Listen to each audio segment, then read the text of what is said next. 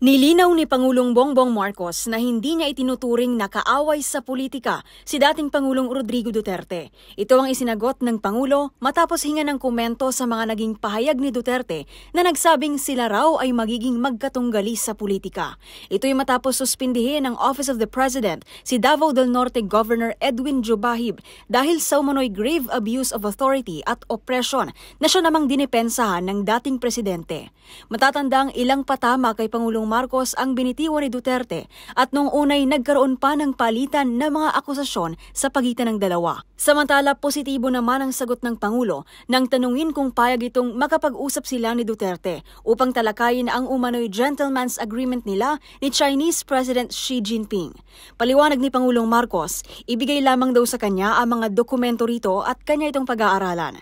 Git pa ng Pangulo, sa kanya mismo dapat ipadala ang mga dokumento sa gentleman's agreement at hindi sa Department of Justice, Department of Foreign Affairs o sa kahit ano pang kagawaran.